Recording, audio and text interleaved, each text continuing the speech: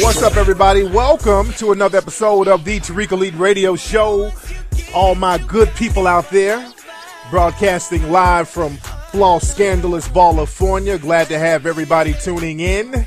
This is Mr. Tariq Elite, also known as Tariq Nasheed.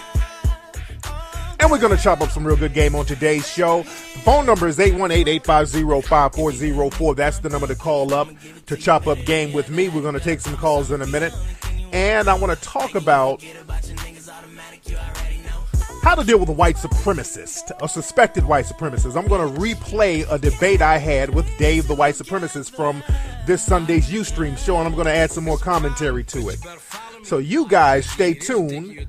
Don't move a muscle, and we will be right back after these very, very brief commercial interruptions. Case Ultra, the t-shirt brand inspired by ancient mysteries and modern style. Sign up for their t-shirt subscription and get a new exclusive shirt delivered every month automatically. Every shirt comes with a magazine that doubles as a poster, which describes the story and the history behind the design and the detail. It also comes with free stickers. Sign up for the t-shirt subscription right now. Tariq Radio listeners use the coupon code KFLEX and get 50% off on your first month. That's CaseUltra.com. Again, that's CaseUltra.com.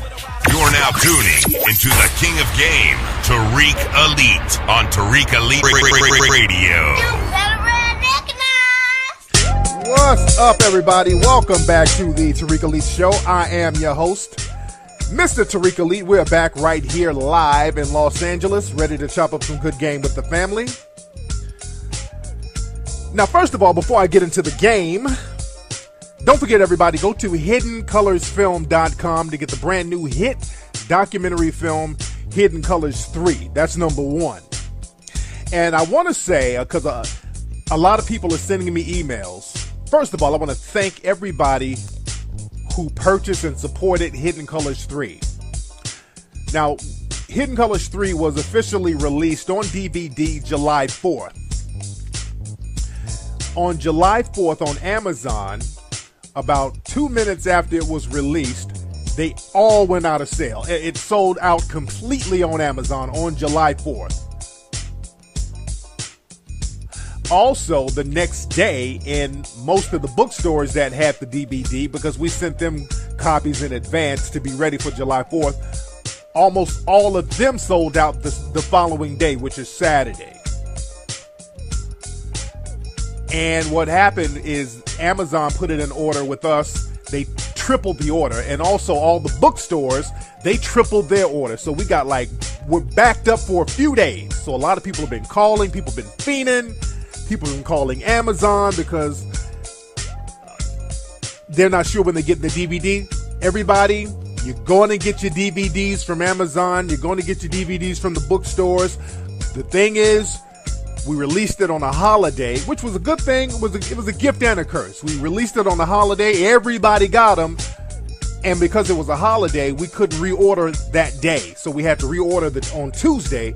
So everything is going to be stocked up by the beginning of next week. I'm saying all that to say, just be patient. Just a few more days, everybody, for those who did not get your DVD, because a lot of people did get their DVDs. But again, everybody literally sold out in like a couple of days. And that's a good thing. It's a gift and a curse. The bad thing is I just hate that everybody can't get their DVDs right away. Because what we're doing now, next week, we're stocking up, so we're not going to run out again. See, we see we're working with a monster right now. Hidden Colors 3 just is on another level. Like I said, last week it was the number one documentary for the whole week. It was like the number 4 best-selling DVD, period. It's still a bestseller right now on Amazon. So you guys can still get your advanced copies. I mean, not advanced copies, but you can still pre-order when they stock up, because they're going to stock up in a few days. So don't trip. Everybody's going to get their DVD. It's just like hectic. Everybody's getting it right now because I've been doing all these TV appearances. I'm going to be on CNN tomorrow plugging the DVD. So I would say to you guys, get your pre-order right now, so when they stock up, you will get yours first. Because again, I'm going to be on CNN tomorrow talking about it. Everybody wants to talk about Hidden Colors 3 because it's hot. It is the hottest thing popping right now. Black owned all day, doing big things. And you're going to get your DVD, everybody. So it's just a few days delay. Some of your bookstores out there who ordered, it's just a couple of days delay. By next week, we will not run out again. We are actually, I got other space to warehouse backup DVDs at this point. We're not running out. We see what we're working with. We're not going to run out anymore. So by next week, everything is going to be smooth sailing. But get your orders in now so you can get yours first. All right? And don't forget to also go to TariqElite.com. Get those boots. Those are selling like hotcakes. The shirts, the T-shirts, the button-downs, all that good stuff, ladies and gentlemen. Let me take a couple of calls real quickly and see who I got on this phone here. What's up? Who's calling? Hello. Hey, young lady. Who is this trying to sound sexy? This is Rhonda Johnson. I'm in Austin, Texas. Rhonda, can you speak up a little bit, sweetie? I said this is Rhonda Johnson from Austin, Texas. How are you, Rhonda? I'm doing well. And yourself? I'm good. What's on your mind? Yes. Actually, I read one of your first books, The Art of Gold Digging. My son had recommended me to read that. Okay. Because I've been single for some time, married and divorced. Okay. And I just, my question to you is, in all the men that you described, I just feel like there is another label of man other than the ones that you described in your book. Like what other label? What other label do you think there is? Well, it's hard for me to put a label on a man. It's just that I just think out of all the men you described, there's like maybe a part or a piece in each one that would make the type of man that I'm looking for, because I'm not looking for any of those in that book.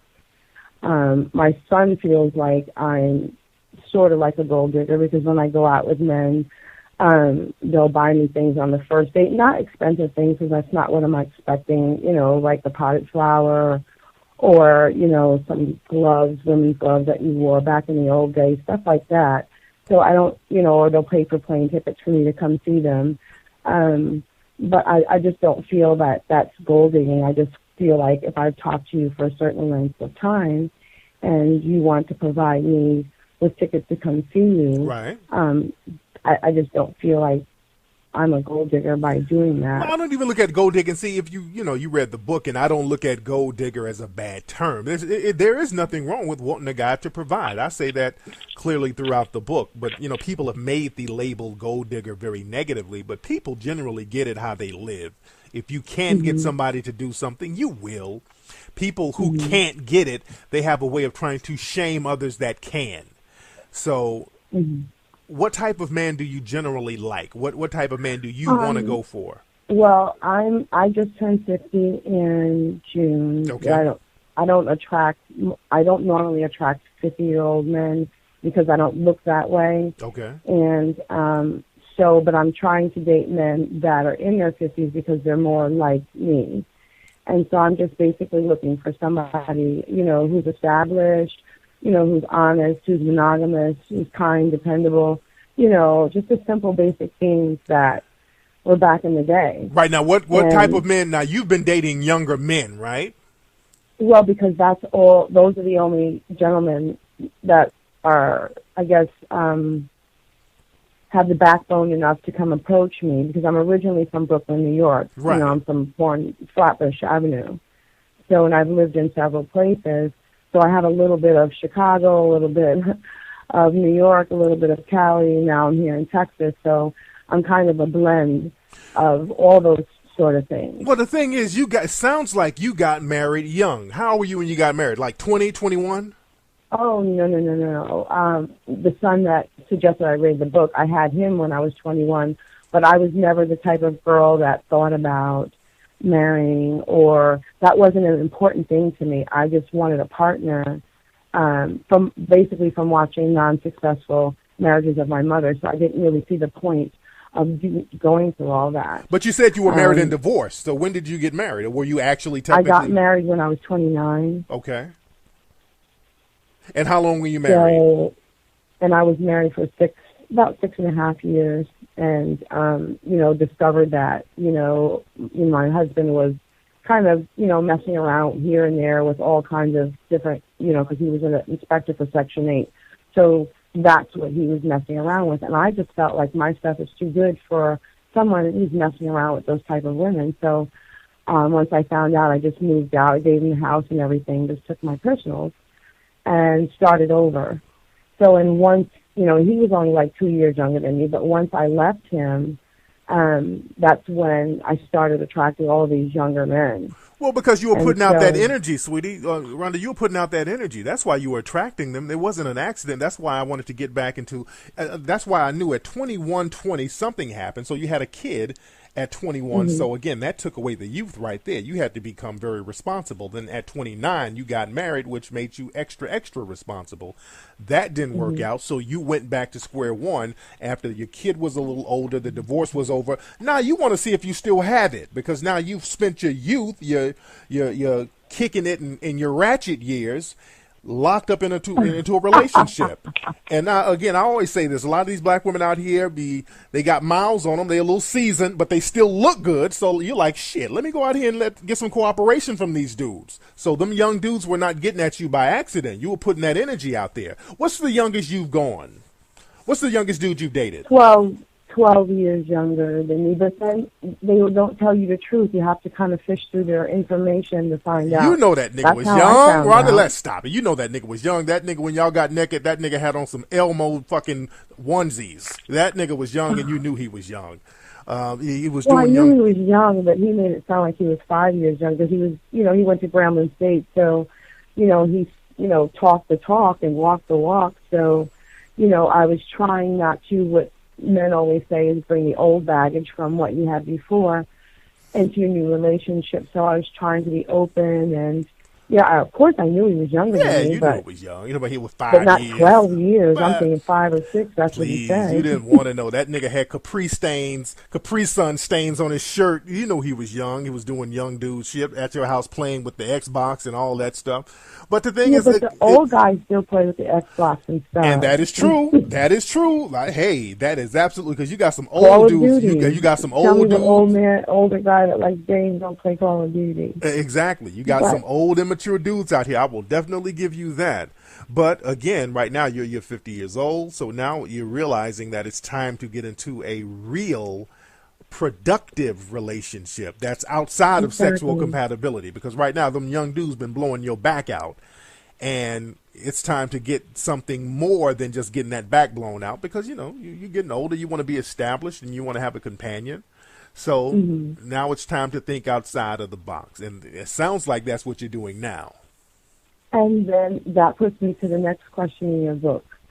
Something about, if I can remember, the 3-date rule, and then they're supposed to have sex. Why can't I just have sex when I'm ready?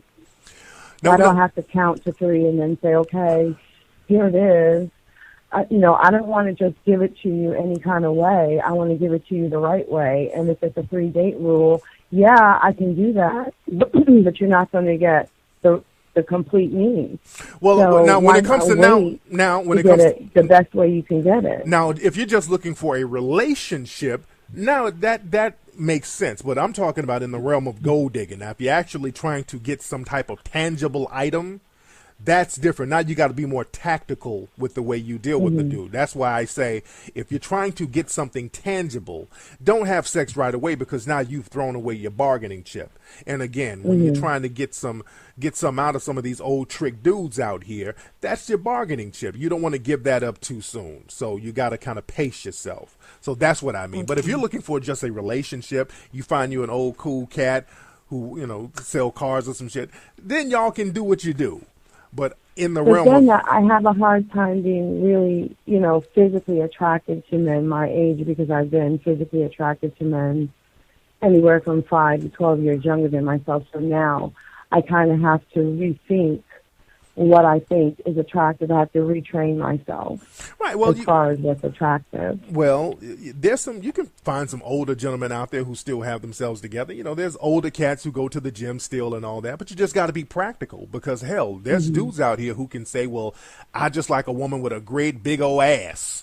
And exactly. And I'm not built that way. My grandmother is from Russia. She's a Russian Jew. So I am a black female that front arm looks like an hourglass, but I was never blessed with a stripper booty or big giant boobs. So I'm just, my main attraction attraction is, of course, my face and my legs, the way I carry myself, that sort of thing. So, and that's the thing, I and try that's to the make that quite I clear to men. understand that, and that's the you- thing, Rhonda, and that's the thing. Men and women have to get to a point in their lives where they say, okay, what's more important as a man? What's more important? Should I get a woman who's real cool looking with substance, or a woman with a great big old juicy ass who's real ratchet who can't do shit? So what's more important, me having sexual compatibility, or somebody who's socially and economically and emotional compatible? And women have to come to the same conclusion. Should I go out here and fuck a nigga who looks like Morris Chestnut, or should I get the dude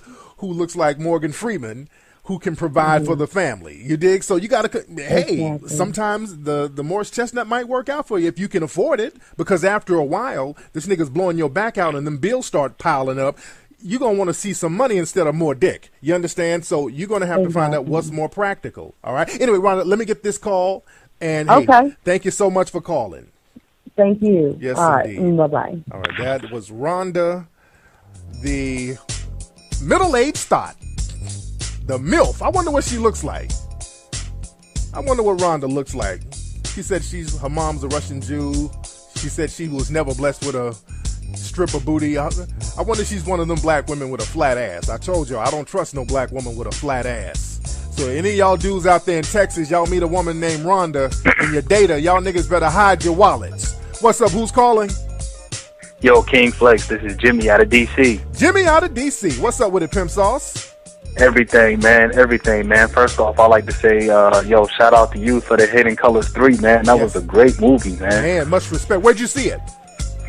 I went to go see it in D.C. at the Avalon. Yes, sir. Yes, indeed. Yes, indeed. Yeah. Took the old lady out to see it. Got cooperation after. It was a 2-for-1. Oh, yes. Oh, yeah. Oh, yeah. So what's on your mind, man?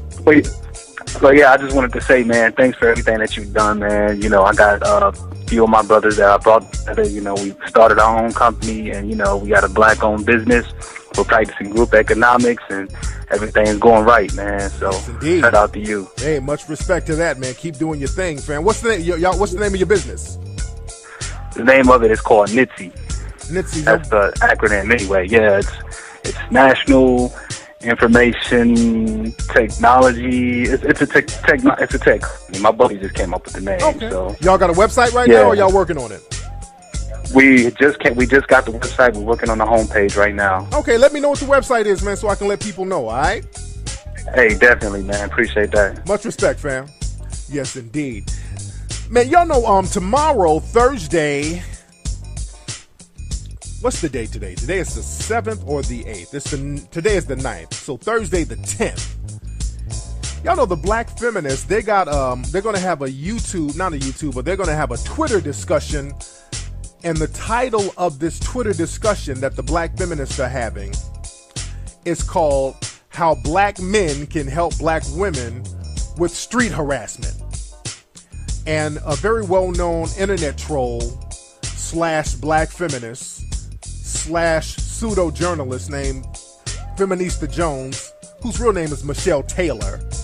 She's going to be the so-called moderator of this, and now she's a very well-known internet troll. Feminista Jones, she writes for all these different black websites, and she has written so many negative things about me and Hidden Colors, and she's always tweeting negative things about me and trolling me, and she has about 20 different Twitter names that she trolls under. So this conversation that they're going to have about street harassment is going to be very interesting. The hashtag is #UOKSis. Hashtag #UOKSis. That's the hashtag. I call this the United Negro Bedwench Telethon. That's all this is, because lately you've been seeing a whole bunch of stories of black women getting attacked by white males, and these black feminists don't say anything about that. You got the Renisha McBride, sister got shot in the face by a white supremacist. You had the Opie and Anthony situation where Anthony Camilla was cursing out this black woman in the street. That's real street harassment. You had a sister who got ran over by a white dude down in Georgia and killed. Another sister was cursed out, called a nigger, and spit on by a white supremacist police officer down in right outside of Atlanta. A black woman out here, a great grandmother, got beat up by a white supremacist police officer. So black women are getting attacked left and right out here, and what the Negro bedwenches are doing, they're having the United Negro Bedwench Telethon to say, hey, look, white daddy, please spare us. That's what this is. Instead of saying we're going to attack them, the white supremacists who are attacking these black women out here, not verbally, but physically, they want to sit up and have a discussion about some damn street harassment and throw black men under the bus for saying hi. That's all they consider street harassment. Street harassment is really a black dude walking up to a woman saying hi. They consider that street harassment. Now, they try to give it all types of extremities, but that's really what it boils down to. Criminalizing black men for just speaking to women on the streets. That's really what it is. Now, they be saying shit like, well, when I was 15, some stranger followed me home. Now, that you're talking about some child molester. Nobody's, that's some asshole. He should be locked up or whatever. But trying to criminalize brothers for just looking at you, that's something else. And I have some questions that I want to pose. So I'm going to be up bright and early. The conversation starts on Twitter, 9 a.m. Pacific time, 12 p.m. East Coast time. And the hashtag is UOKSIS. The dialogue about street harassment. I got a couple of questions I want to pose. I want to see how this plays out. But I digress. Now, what I want to do now, I want to play some clips of a debate I had with a white supremacist or suspected white supremacist named Dave. Now, many of you heard this live on Ustream this Sunday. I was tweeting some stuff this weekend about the Anthony Camilla situation, really sticking up for black females. I always stick up for sisters, especially when the white supremacists attack. And the white supremacists are really going in on black women, saying that black women deserve to get beat up. Anthony Camilla deserved to do what he did. I mean, they were really going in on sisters. And there were a lot of white supremacists who were mad at me on Twitter. And there was one guy named Dave making his comments, trying to intellectualize many of his white supremacist views. And I invited him to call up to my show. He was tweeting me some stuff, talking about how he supports Anthony Camilla, the guy who was making negative comments about not just black women, but black people. And I said, well, look, man, I'm doing my show right now. Why don't you call in? And he was like, yeah, I call in. What's the number?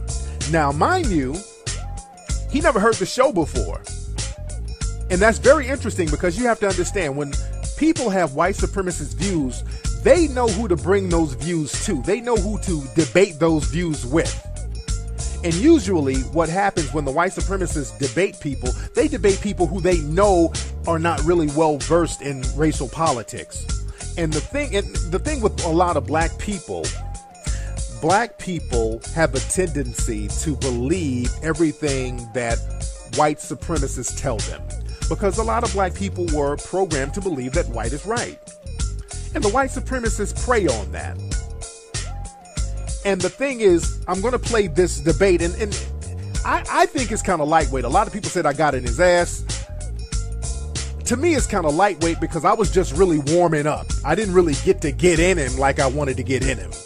He tapped out a couple of times, and he ultimately tapped out. But I just want to let people see how to verbally handle people with white supremacist views, because a lot of times if you can't verbally handle these people, you won't be able to socially or economically handle them. Because I've seen a lot of brothers and sisters get shut down verbally with weak white supremacist bullshit, and I'm like, you let him shut you down with that? So a lot of times y'all can't even verbally handle these people.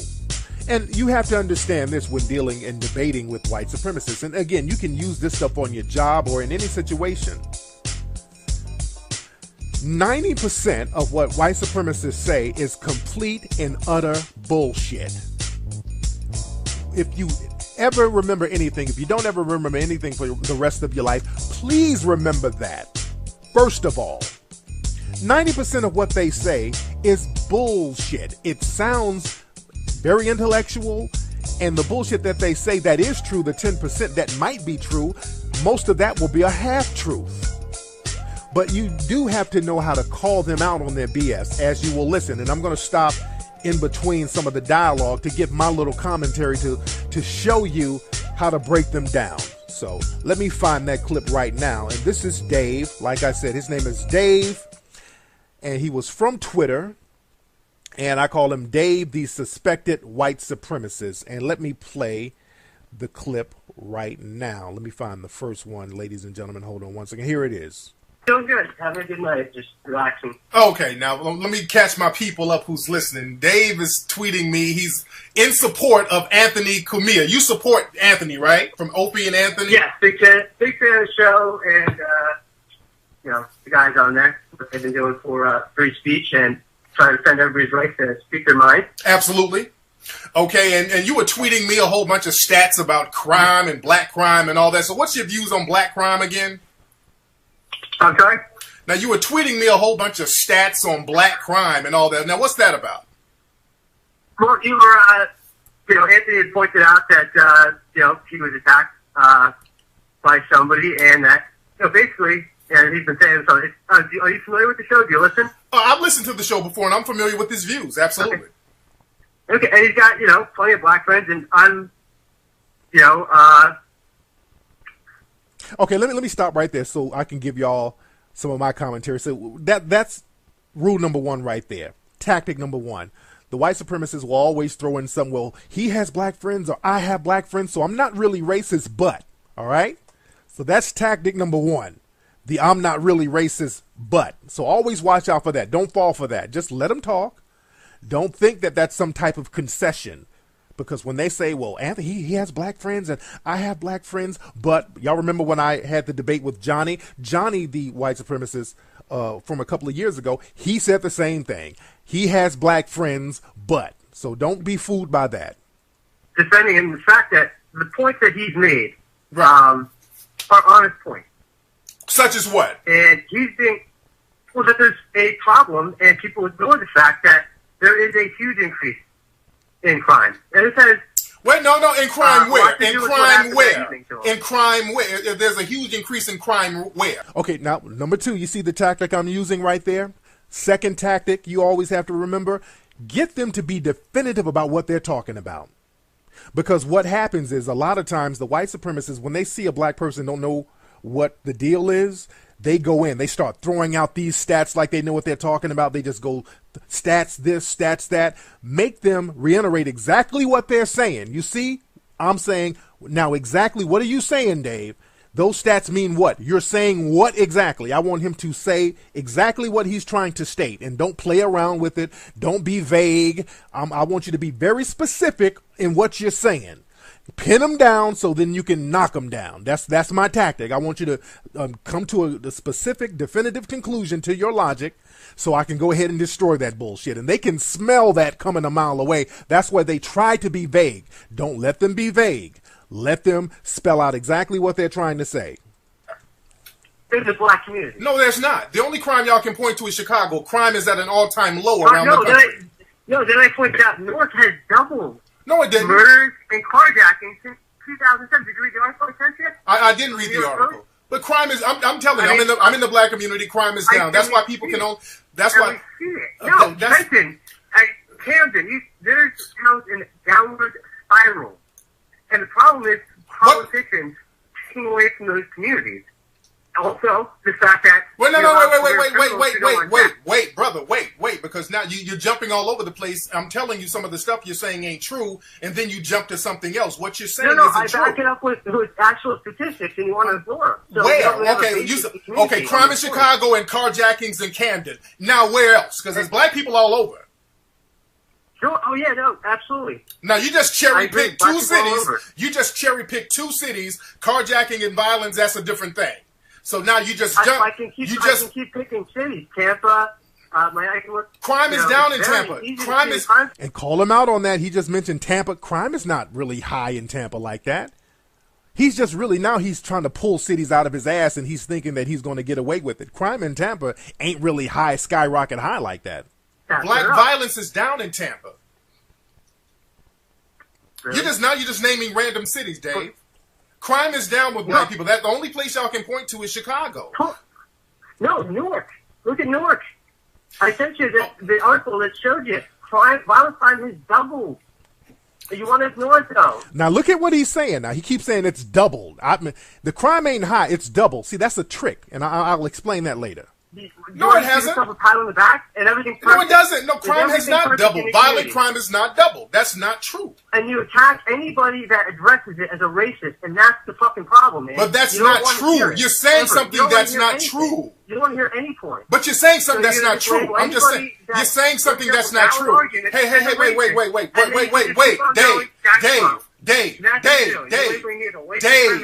Dave. Calm down. First of all, calm down, dude. Don't talk over me. Nobody can hear us. And the fact that you're trying to talk over me shows that you don't really believe what you're saying. You're trying to bogart a bunch of bullshit in there. Hold on, because I'm all about facts. What is this show you have anyway? Hold on. Oh, now watch that. Now see that? Because let me show you two tactics in one.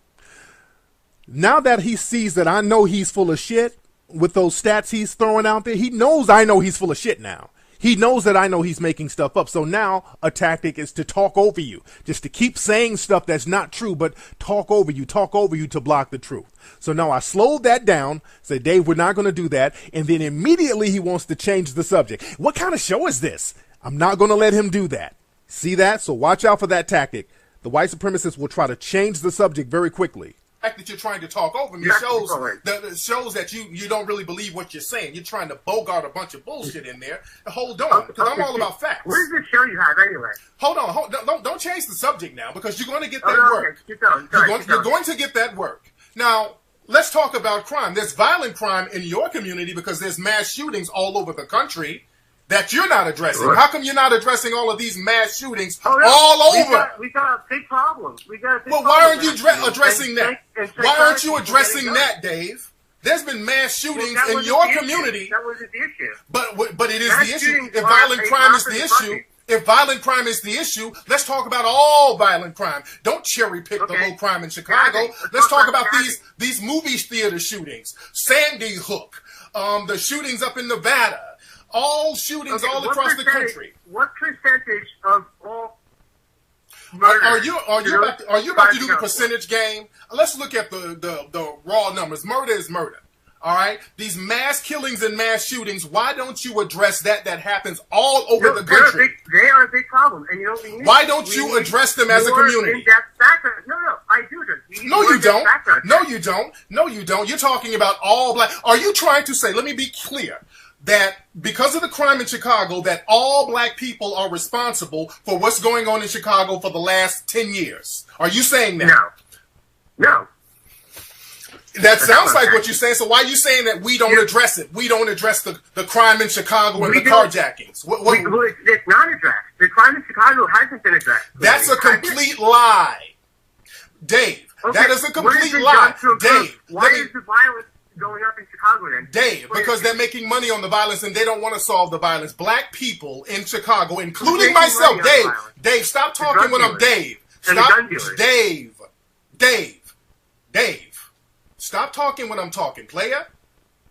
Dave, I've been to Chicago myself. Other black people out there in Chicago coming up with solutions to break down the crime out there in Chicago because they don't have employment. Kanye West, Common, they're creating businesses out there. So telling that lie that we're not doing anything about Chicago, that's a complete lie, Dave. But what are you doing about all the mass killings and the mass murders and the mass violence in your community?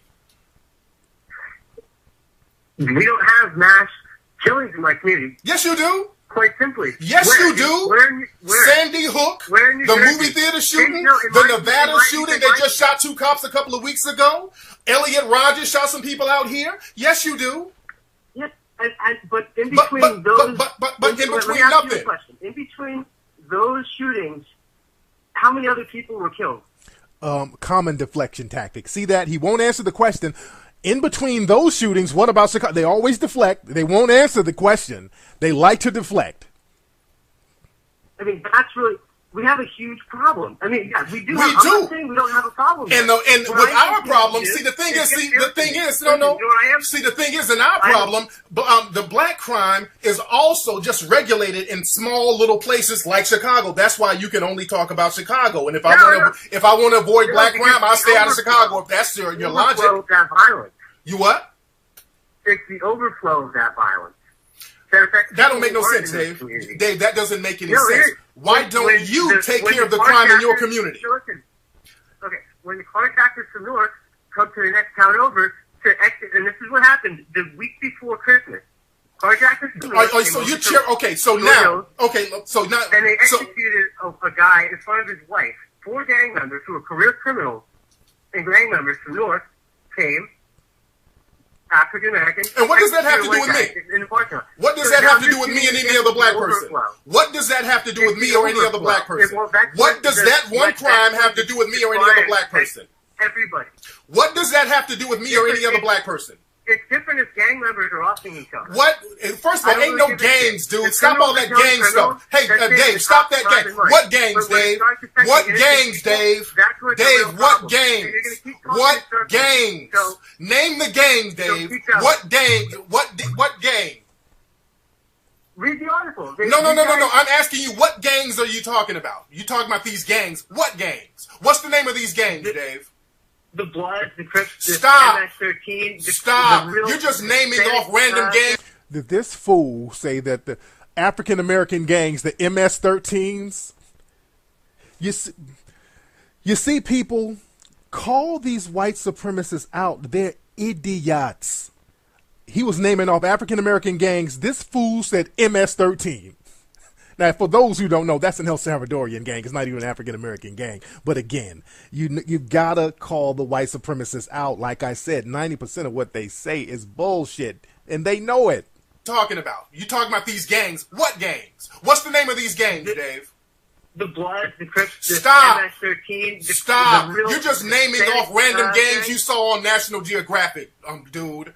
You're naming random gangs you saw. Those gangs are really not that active, Dave. I live in LA. Those gangs are not that active, Dave.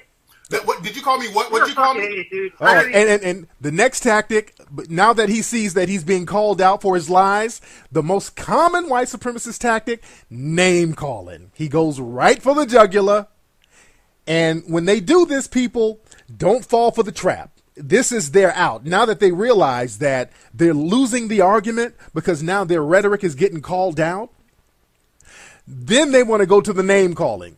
Now, this is a very common tactic of many white supremacists. All right? So when they do this, always stay cool. Never re-engage them with name calling on your own. Stay cool.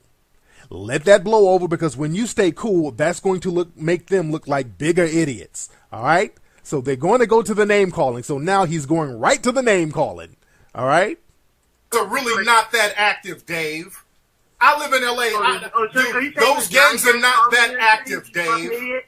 What did you call me? What did you call me? Idiot, dude. I don't even know. Oh, what? Are you getting mad now, Dave? So now you're getting. So now I'm a fucking idiot. You're using insults now, Dave. Your head is so far up your fucking ass. You are a big fucking problem for your listeners if they are even taking you seriously. Are you getting mad now, Dave, because you can't bring intellectual capacity to the conversation?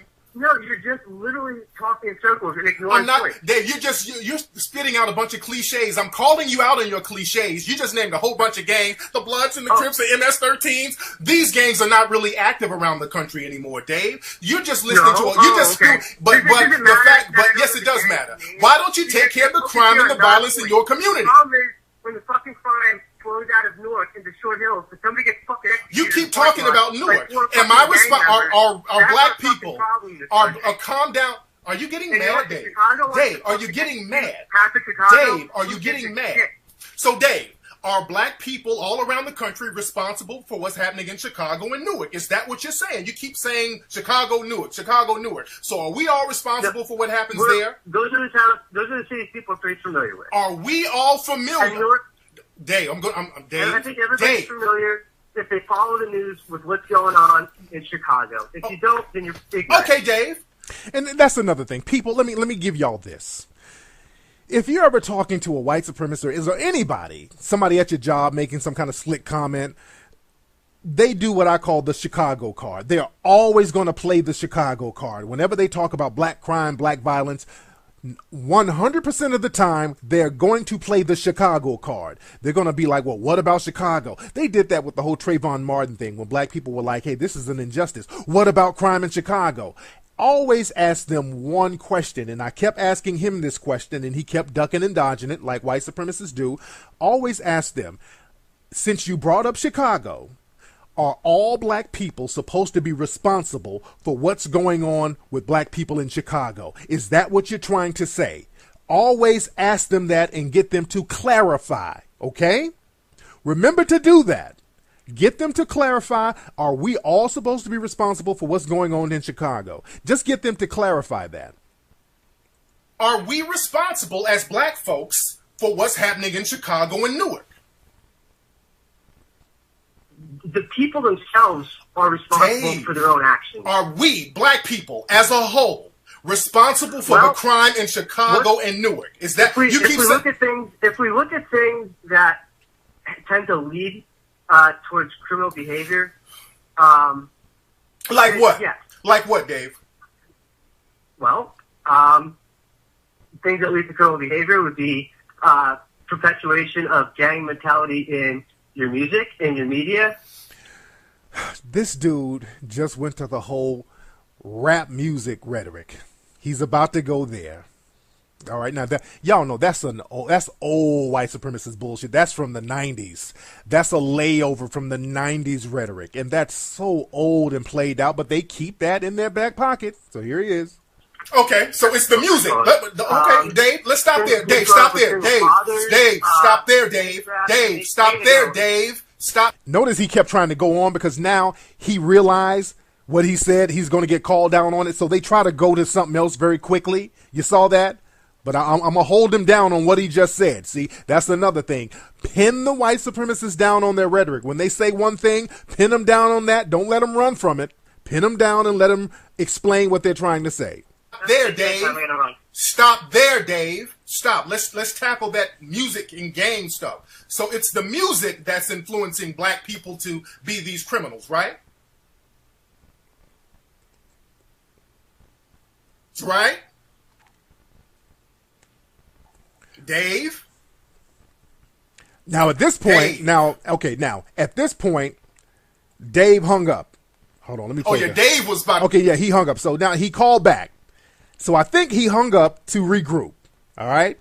So he tapped out on that one real quick. And then he called back, said something that his girlfriend came in the house or something. But I think he probably Googled something. He had to regroup and think of some bullshit. So he hung up the phone.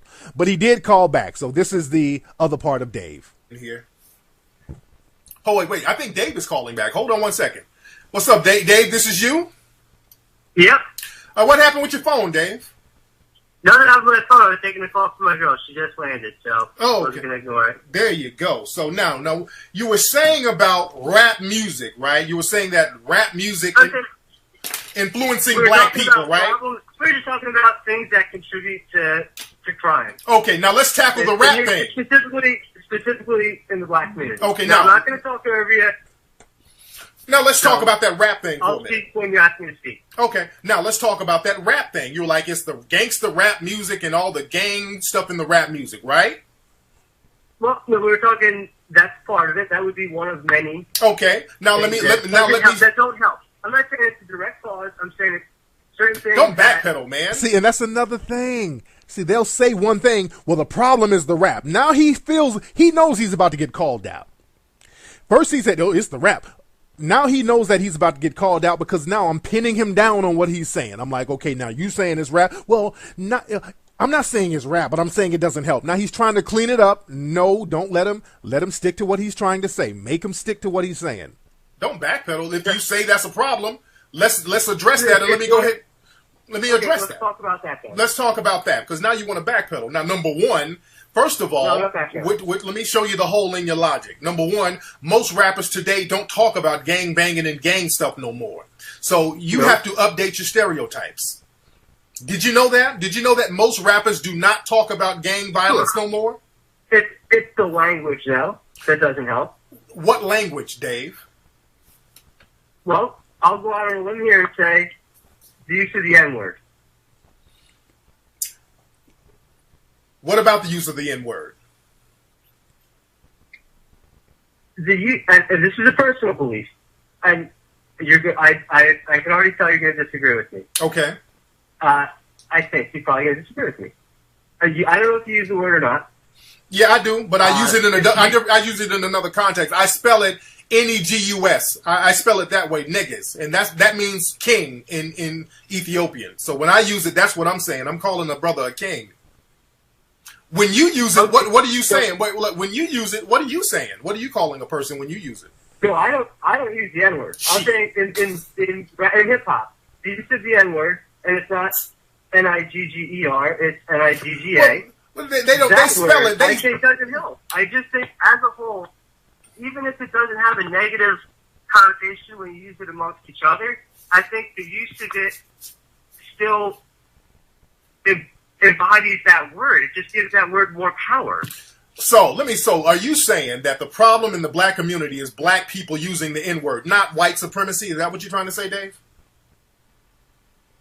No, we're talking about rap music. Okay. In rap music, I think that if we keep using a word, it keeps embodying or encouraging the behavior that's associated with that word. No, it doesn't, Dave. Positive or negative, I think that it's got an impact. I'm not saying that. Dave, I'm not saying that that's the cause of violence. I'm saying that in hip hop music. What kind of lie? First of all, Dave, what behavior are you talking about? Well, the behavior that's associated with that word. Like what? What behavior is associated with that word? Because every black person was called a nigger by white people. Yeah, Barack Obama's called a nigger. There's an article that came out today. Barack Obama's called a nigger. That's the point I'm making. Is that even saying it when you guys say it, it's a put down. No, it's not. No, it's not. No, it's not. No, it's not. Barack Obama is called a nigger. Barack Obama is called a nigger. So what are you talking about? Does Barack Obama call his buddies that? Don't matter if he calls his buddies that or not. The white supremacists call him that. They associate that word with him. So the fact, if all black people stop using that word, the white supremacists will still use that word because white supremacists were using that word before rap, and they were treating black people the same before rap. So you're all over the place. Okay, so all right, so then if you think that, I knew you were going to disagree, but I just think that the more that word is used, the more acceptable it becomes. Any way it's said. Wait, are you trying to say, I'm trying to be very clear, you trying to say because black people say the N-word that it's more acceptable to whites? No, I'm just saying more people become desensitized to it. So they don't even think anything of it. So what if they do become desensitized? I'm trying to understand what your whole argument is, Dave. Well, when people become desensitized to it, they use it more, and the use of that word is encouraging, on any end, racism. Wait. Listen to what you just said. Stop. You saying that using the N-word encourages racism? Yes. How so? Please explain that. Well, like I said, it gives you a word that only you guys can use. So that makes white people, so black people saying nigga makes white people racist. Is that what you're trying to say? Black people saying that just puts you in a position to where if you're going to call each other that, why is anybody going to think you're anything different than that? Dude. Okay. Did you hear that logic? His logic is, well, if y'all keep acting niggerish, we're going to treat you niggerish. But even if black people don't use the word nigger, y'all call them nigger. So you see what I'm saying? See the hole in the logic? Dude. If black people never said it to themselves, people in the dominant society, white supremacists were calling black people that way before rap, Dave. Stop it. It's a cultural thing. You sound insane, Dave. I'm just saying, No, it doesn't, Dave. They're not calling people the N-word because of a rap song, I'm making a point. Listen, man. I'm making a point that you have to make. Dave, now you're being intellectually dishonest now. You're being intellectually dishonest. Dave, people in the dominant society were calling black people nigga way before any rap record. Yes or no? Yeah, it was always used as a negative word. So what are you talking about? So why are you now trying to blame it on rap, Dave? I'm not. What I'm saying is not just rap. What I'm saying is don't backpedal. Is used in rap, and when it uses, but not all rap. Obviously, a lot of people don't use it. That's a personal choice. But when you hear certain songs that use every sentence, I mean, listen. Dave, let's stop, Dave. Because you go, okay, well, you're not, you're just going to keep going in next. And right now he's just babbling. So if y'all like trying to figure out what he's saying, he's not saying nothing. He's stuck, he's babbling, but he's not going to concede that he don't know what the hell he's talking about. So he's just going to babble a little bit. So don't even trip. Same circle, not making a point and not making sense. So okay. So let's just go. You're not making sense on that, and you know you're not making sense. So let me just. The use of the word nigga the rapper, black people saying it does not stop systematic white supremacy. That's not going to stop gentrification. They're not creating gentrification because of a damn nigger in rap songs. They're not shutting down schools because the word nigger in a rap song. They're not funneling people into prison because of the word nigger in a rap song. Okay, Dave? I'm just saying it doesn't help. It doesn't help anything. What you mean it doesn't help anything? Well, what do you mean? It doesn't help. If they stop, so what does help then? So what's going to stop? What's going to stop? So what's going to stop? And first of all, Dave. And you're trying to make it a positive thing. Dave. So what's going to stop? So now let's get into the rules of racism. Dave, stop. So what's going to stop the white supremacists from practicing white supremacy then? Since nigga don't help, you're right, it don't help. So what does help? What's going to make people in your community or the white supremacists stop practicing white supremacy? Tell me what's going to help. What should black people do? Tell us the rules. When you say white supremacy, are you talking about like Klan white supremacy? No, I'm not. No, that's not what white supremacy is. Not at all. I ain't talking about no Klan. You're talking about job discrimination? I'm talking about any person classified as white who think that they are superior to a black person. By definition, that is a white supremacist. And it doesn't mean somebody hanging somebody or being a Klan member. It's that person on a jury who low-key votes for a person to be acquitted for killing an innocent black person. It's a white teacher who goes to school and funnel all the black kids into special ed. That's a white supremacist. There are many white supremacists. Listen, you should know, I'm Cuban. So I'm not he just played the minority card. Hey, this is a major tactic that y'all need to watch out for. This fool just said, oh, by the way, I'm Cuban. That's a very slick tactic of the white supremacists. When you pin them down and start calling them out on white supremacy, they will pull the I'm a minority too card. Well, I'm really 1/85th Native American, so my people struggled and I pulled myself up by my bootstrap. Don't let them play that card. Don't let them play the I'm a minority too card. They'll try to backpedal and then try to deny their whiteness. Don't let them do that. Call them out on that. There are many white supremacists. Listen, you should know, I'm Cuban. So I'm not. Oh, man, if you don't stop that, I'm not really white. I'm the don't play that game. Dave, don't play. Dave, don't play that I'm a minority too game. Don't play the I'm a minority too. Dave, don't do that. Dave, don't give me the I'm 1/8 Native American. My people struggle too. Dave, don't give me the I'm Cuban. I'm not really. You're classified as white, Dave. Dave, no. Okay. You're classified as white now, Dave. Let's be very honest, aren't you? Sure. No, not sure. Yes or no? Yes or no, Dave? You're classified as white. Yes or no? Hispanic, sure. I mean, dude. Hispanic is not a race, Dave. Okay, then are you classified? Are you classified as white or not, Dave? Yes, white. Yes. Sure. It's not a trick question, Dave. Yes, I classify me as white. I'm not classifying you, Dave. You classify yourself on the census form. Well, why was that so difficult to say, Dave? Why was that so difficult to say, Dave? We speak Spanish in my house, so. No matter if you speak Spain is in Europe, Dave. Come on now. Don't try to present. Don't try to play the I'm a minority. I'm kind of a minority too role. Don't do that. Just keep it 100. Okay. Back to the point. Let's get back to the point. All right, but don't try to pull that again, Dave. I'm not the one to pull that on. But go ahead. Okay. All right. Yeah. Keep going. Back to the point. Yes, indeed. Because, truth be told, ain't nobody really white. There's a lot of people genetically, if we're going to talk genetics, that's a whole different story. But nobody's really white. But that's a whole different story. No. When I talk about white, I'm talking about people who are socially categorized as white, because that's what matters. The people who are socially in that category and the people who are socially able to be labeled as white supremacists. Now, the point is, now let's get back on the rap thing. Another thing about the whole rap thing influences black folks and all that.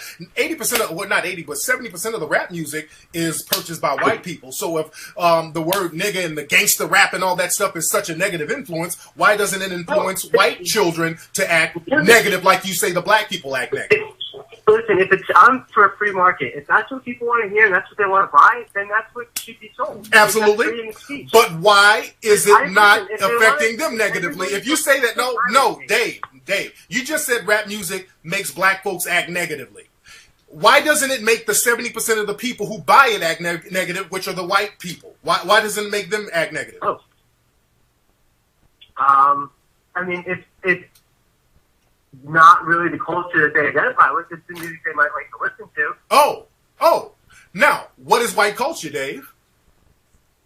Well, everybody's got their own culture. There's African American culture. There's culture. What is white culture, Dave? And that's another thing. Always ask the white supremacists when they start talking about culture, get them to define white culture and then watch them squirm because they can't really define it. What is white culture, then, Dave? Listen, if you're talking about music that... Dave, no, Dave. I asked you a very specific question, Dave. I asked you a specific question. What is white culture? White culture, I would say white culture is, if you want to stereotype white culture, the standard, get married, have a family, go to college, have the average, 2.5 kids per household, 2 cars, white picket fence, a dog. That's probably white culture. Okay, if that's white culture, why are there so many millions of white people living in trailer parks, having sex with their cousins, strung out on meth? If that's white culture. Oh, there's a lot of fucked up people in the country. Don't get me wrong. Because you just gave me some bullshit just now. You just gave me some Ozzy and Harriet bullshit. You gave me some bullshit right there. All right. Listen, there's a lot of it's regional. Listen, I think it's got more to do with regional. White culture in southern Alabama might be going hunting and fishing, and then going to church, and then, whatever else they do down there. But then up in north, it might be, going golfing and going to your country club if you live around Boston or something. It's different everywhere. Black like people golf. Charles Barkley golfs, Michael Jordan golfs, O.J. Simpson exactly. golf. I'm not saying black people don't golf. I'm not saying that. I'm saying... And it's not a culture, and we're going to use golf. The thing is, the golf courses, it's white culture because they made a rule to not let blacks in. So if you're talking about white supremacy when you talk about that, brother. If you're talking about a golf course, because their whole thing was not letting black people in the golf courses. So you're talking about, so are you saying that white culture is white supremacy? Are you saying that white culture is white supremacy? I said what you stereotype white culture as being, and you're right, you just stereotyped it as being. Does everybody who belongs to a country club, is everybody a racist because they belong to a country club and they're white? Does that make them an automatic racist? I didn't say that makes them an automatic racist, but a country club. You're saying that a country club, they're black country clubs, or they're black organizations that have members within them. And this is another tactic, by the way. He's just kind of babbling mindlessly, incoherently, so don't even trip. If you're confused about what he's trying to say, don't be. It's called babbling. All right. They're still prohibited against women, in Augusta. But again, I'm asking you what white culture is. You said that white culture is people getting married with the white picket fence and the 2 kids. There are plenty of black people like that. There are plenty of black people. That's your stereotypical white culture. Not really, but not really, Dave. But that's that 1950s Ozzy and Harriet bullshit. And I'm oversimplifying it. And you're right. Yes, you are. Because there's a lot of black folks who live like that. I'm one of them. I'm one of them, Dave. Sure. You got the kid and the wife, I'm sure, and you're a great father, and that's the American dream more than anything. That's right. All right, and now let me play the last part of it. But again, I'm pinning him down on his rhetoric, and that's the thing. You got to get them to be very definitive about what they're saying. You got to get them to be very definitive about what they're trying to say. This is the rest of it. Actually, a white thing or black thing. That's what. So what else is white culture? So what else is white culture? Because you're naming stuff that all of us do, basically. So what is white? Ice hockey. That's a pretty white thing. Dave. I don't know. Dave, get a book. Dave, listen to me. Dave, listen to me. Dave, I want you to get a book right now called Black Ice. Did you know that black people created hockey? I did not know that. I talk about that in my film Hidden Colors 3. I got a film right now. It's the #1 documentary in the country called Hidden Colors 3. And people, that's why you need to get films like Hidden Colors 3 so you can have ammo.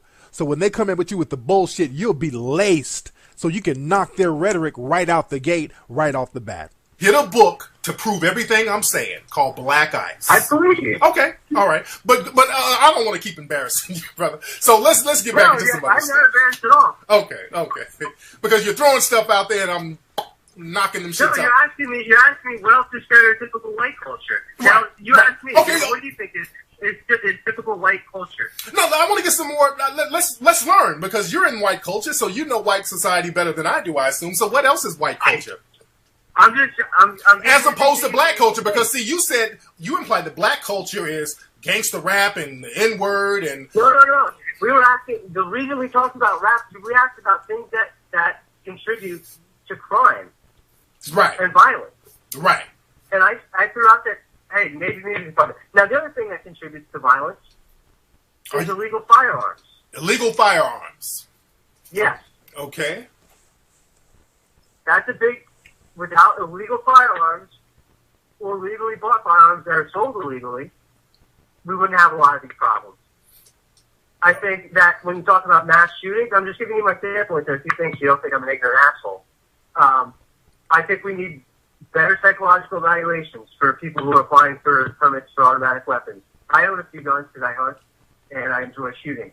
Okay, because now we're changing the subject. I want to get back on what is white culture. Let's get back on what, because I don't know what white culture. I think, and that's how you do. Get them back on track, because again, when they see that they're basically losing the argument, all right, they'll try to venture off in something else and start. You see how innocent he's sounding now? You see that whole innocent thing he's trying to pull? Don't fall for that passive aggressive bullshit. Stay in their ass. Stay in their ass, get them right back on track, and make them stick to what they were saying. All right? Don't let them play that little passive-aggressive game with you. Now, this isn't exclusive of just white people, because, like you said, you mentioned golf. Yes, I agree. Plenty of black people enjoy the game of golf. Right. Absolutely. Right. What else is white culture? I don't know. Okay. There you go. Say you don't know. Everybody, this country is so mixed up. It's so intertwined. Most people enjoy the same things. Yeah, but when you specify black culture, there has to be a diametric opposition to that. You understand that? Black culture is different everywhere you go, and it's a regional thing, just like it is with white culture. And certain people might enjoy certain things. Obviously, they do. I travel around the country, and I know different people enjoy different things wherever you go. But the thing is, let's get back to the crux of your argument, because you're supporting that Anthony Camilla guy who's talking about black violence, black violence, black violence. So yes, the thing is, I'm telling you, and again, I'm a black person. I travel all around the country. Black crime and violent crime is down all over the country. The only place people can point to is Chicago. So people pretend that there is this black culture of crime all over the place that's not there, and that's a white supremacist tactic. They've always done that. They've always pretended that there's this rage of black crime and this wave of black crime all over the place, and we just got to do something. Here, listen. In New York, it's doubled since 2007, and I brought that up when you said Chicago is the only place. Okay, just because it's doubled don't mean that it's a lot, all right? I got a bottle of water right here. If I got two, that don't mean I got a whole flood of water. I just got two. I just got double the water. So you're playing with the words. It's not a lot of violence in Newark, brother. It's not a lot of violence in Newark. Not only is there not a lot of violence, they're misreporting violence in Newark. By that whole knockout game came from yes, they are. They made up a crime and it originated from Newark. They made up a bullshit story called the knockout game that does not exist. And they don't have people have died from that game. No, they haven't. No, they haven't. No, they haven't. There is no such thing as a knockout game. It's totally made up. Black people are not playing no knockout game. The video footage they show... Hey, listen, white people play it too. No, they do. The video footage, and I did a whole show about that. The video footage they show were from other countries. It was from all over the place, and they tried to make it seem like that. I don't know. What you mean, oh, please? What do you mean, oh, please? If you're going to say that those videos were all made up, Those videos, they cherry pick random assault videos and said it was part of a knockout game. That was total bullshit. There is no knockout game. Period. Now you're talking bullshit. How am I talking? Prove there's a knockout game. Prove there is a knockout game. Prove there is a knockout game. In LA where you are, there is no knockout. Prove there is a knockout game. There is no knockout game. From the East Coast. There is no knockout game. I'm sorry, you're very misinformed. He said, I'm very disconnected from the East Coast because there's this whole knockout game going on out there. And y'all know I disproved that last year. You're misinformed because there is no knockout game. I live here. What's the problem? I'm telling you, if you don't know, you don't deal around. That's a lie. There is no knockout game. There is no violence out there. That's not true. And violent crime has been doubling, and you're going to say you keep saying it's doubling. It's doubling. If two people, there's not a crime wave out there. There's not a crime wave out there. So there's and also you're reading. You sound like you're reading that book, White Girl Bleed a Lot. You're using that BS logic and that rhetoric. It's not a lot of violent crime out there. I'm talking about New York. I'm using a specific case here. And I'm telling you, they're making up crimes and pinning them on black people in Newark. There is no crime out there like that. I'm telling you, and I know for a fact.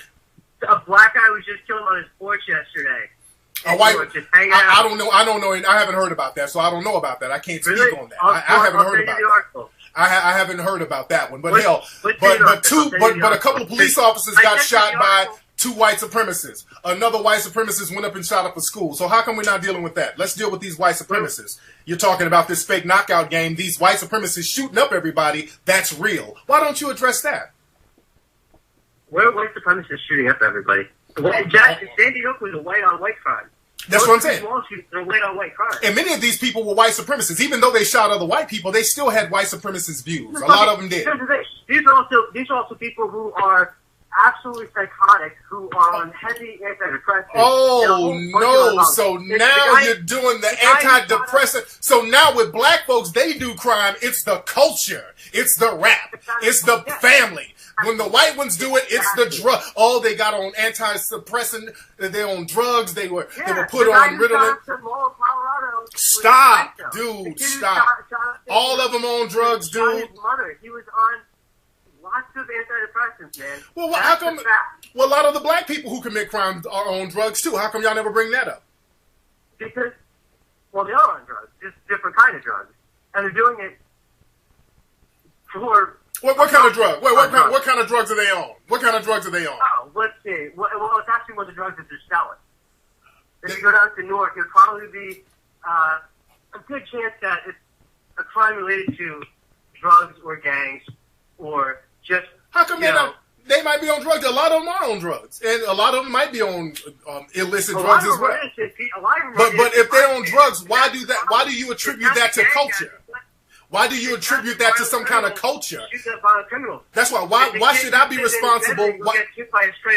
Why should I be responsible for somebody on crack killing somebody? Why is that part of my culture and it's just somebody who's whacked out on drugs? Why is that a black thing instead of a drug thing? Well, you're asking about why. I'm not saying that they aren't on drugs. They are on drugs most of the time. They're probably doing it out of greed or just a general violence. But see, now you're not being you and the Anthony Camillas of the world. You're not being intellectually honest. See, the thing is, whenever you point out black crime, because the thing is, the whole argument is that you believe the views and you support the views of Anthony Camilla, who blames all of it on black folks. It's black culture. That he should not have lost his job for what he said. Yes, he did. He should have. He should have lost his job because it went beyond words. It went beyond words. Because, you know what? If he loses his job, then you lose your job next. For what? It's your right to say what you believe. Stop. This ain't about him saying anything. This ain't about him saying anything. This is about what he did. He went out and harassed an innocent woman. That's why he got fired. It wasn't because of what he said. He went out in the streets and actually harassed a real human being. Yeah, that's why his dumb ass got fired. He went out there and assaulted that woman. That's why he got fired, Dave.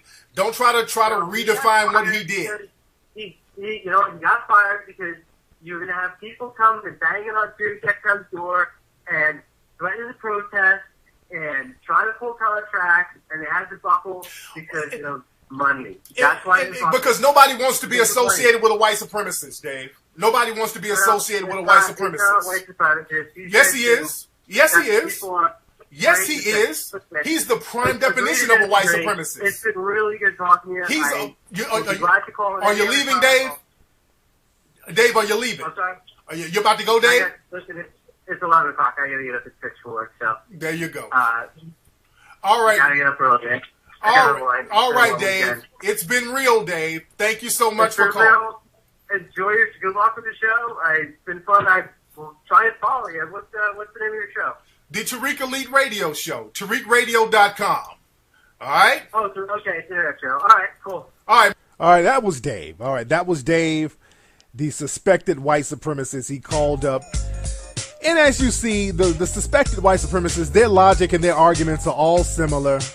Again, when you start pinning them down, they start stuttering, backpedaling, backsliding, changing the subject. They're very predictable. So now, again, this is how you deal with these people.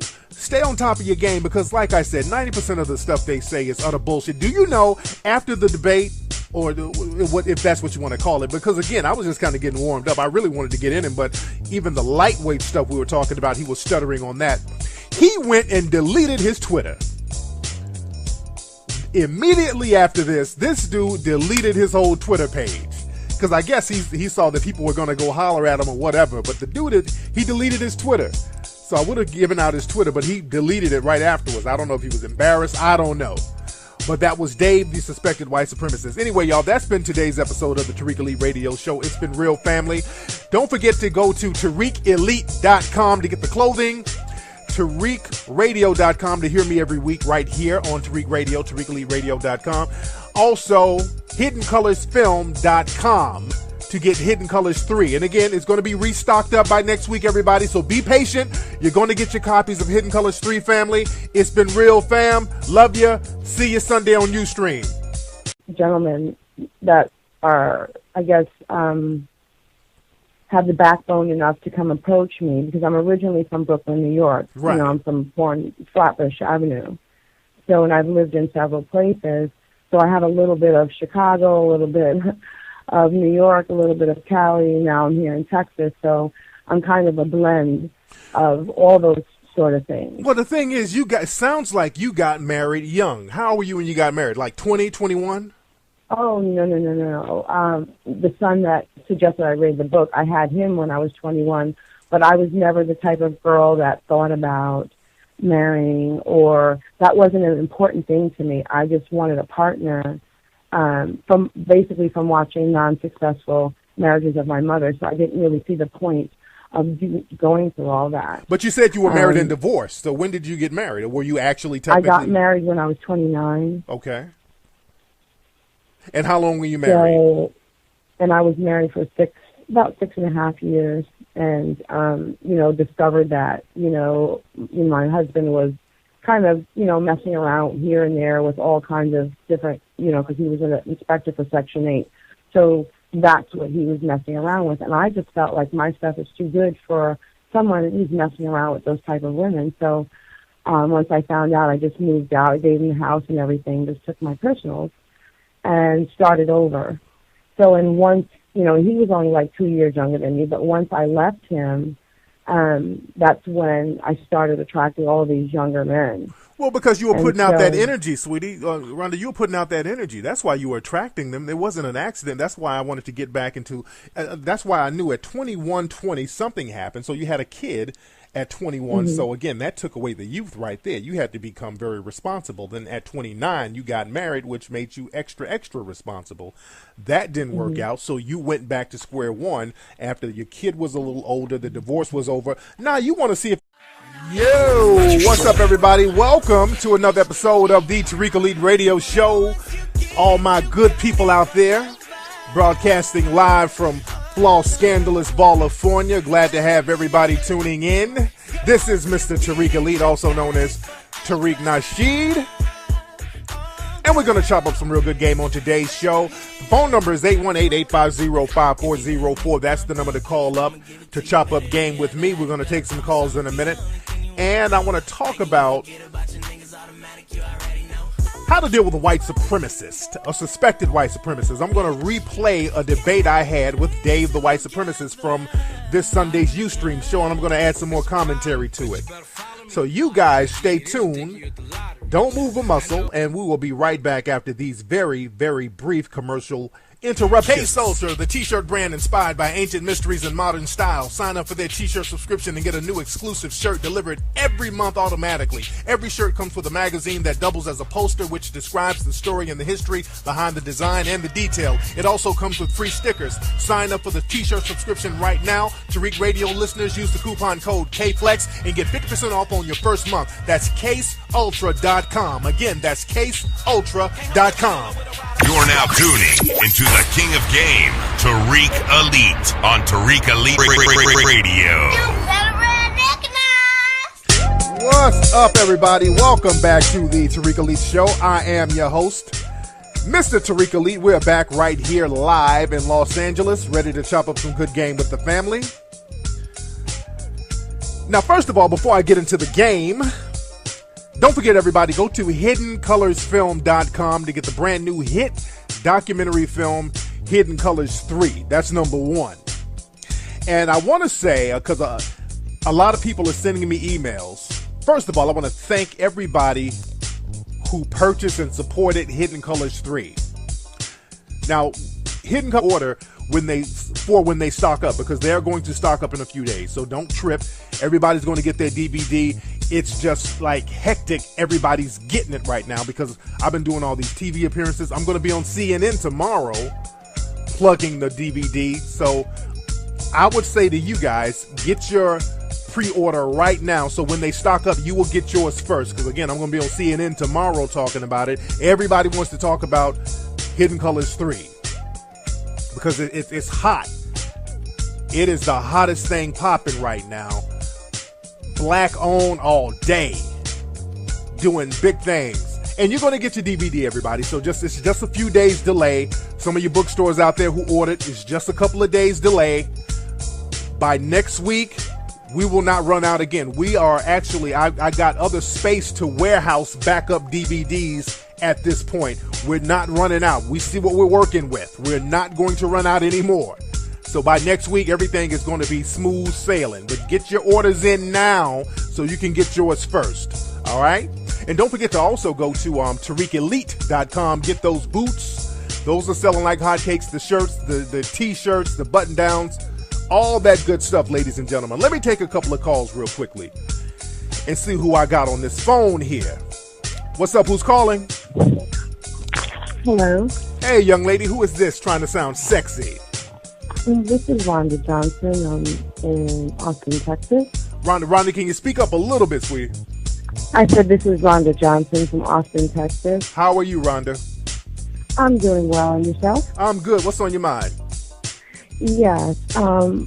Actually, I read one of your first books, The Art of Gold Digging. My son had recommended me to read that. Okay. Because I've been single for some time, married and divorced. Okay. And I just, my question to you is, in all the men that you described, I just feel like there is another label of man other than the ones that you described in your book. Like what other label? What other label do you think there is? Well, it's hard for me to put a label on a man. It's just that I just think out of all the men you described, there's like maybe a part or a piece in each one that would make the type of man that I'm looking for, because I'm not looking for any of those in that book. My son feels like I'm sort of like a gold digger, because when I go out with men, they'll buy me things on the first date, not expensive things, because that's not what I'm expecting, like the potted flower or, some gloves, women's gloves that you wore back in the old days, stuff like that. So I don't, or they'll pay for plane tickets for me to come see them. But I just don't feel that that's gold digging. I just feel like if I've talked to you for a certain length of time and you want to provide me with tickets to come see you, right? I just don't feel like I'm a gold digger by doing that. Well, I don't even look at gold digger and see if you read the book, and I don't look at gold digger as a bad term. There is nothing wrong with wanting a guy to provide. I say that clearly throughout the book, but people have made the label gold digger very negatively, but people generally get it how they live. If you can't get somebody to do something, you will. People who can't get it, they have a way of trying to shame others that can. So what type of man do you generally like? What type of man do you want to go for? Well, I just turned 50 in June. Okay. I don't normally attract 50-year-old men because I don't look that way. Okay. And but I'm trying to date men that are in their 50s because they're more like me. And so I'm just basically looking for somebody, who's established, who's honest, who's monogamous, who's kind, dependable, just the simple basic things that were back in the day. Right. Now, what type of men? Now, you've been dating younger men, right? Well, because those are the only... College 3 was officially released on DVD July 4th.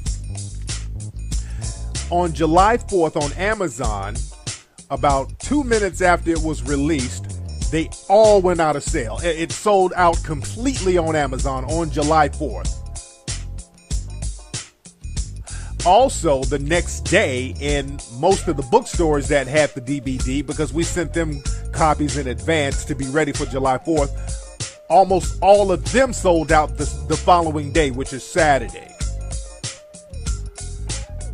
And what happened is Amazon put it in order with us. They tripled the order. And also all the bookstores, they tripled their order. So we're backed up for a few days. So a lot of people have been calling. People have been fiending. People have been calling Amazon because they're not sure when they get the DVD. Everybody, you're going to get your DVDs from Amazon. You're going to get your DVDs from the bookstores. The thing is, we released it on a holiday, which was a good thing. It was a gift and a curse. We released it on a holiday. Everybody got them. And because it was a holiday, we couldn't reorder that day. So we had to reorder on Tuesday. So everything is going to be stocked up by the beginning of next week. I'm saying all that to say, just be patient. Just a few more days, everybody, for those who did not get your DVD, because a lot of people did get their DVDs. But again, everybody literally sold out in like a couple of days. And that's a good thing. It's a gift and a curse. The bad thing is I just hate that everybody can't get their DVDs right away. Because what we're doing now, next week, we're stocking up, so we're not going to run out again. See, we see we're working with a monster right now. Hidden Colors 3 just is on another level. Like I said, last week it was the #1 documentary for the whole week. It was like the #4 best-selling DVD, period. It's still a bestseller right now on Amazon. So you guys can still get your advanced copies. I mean, not advanced copies, but you can still pre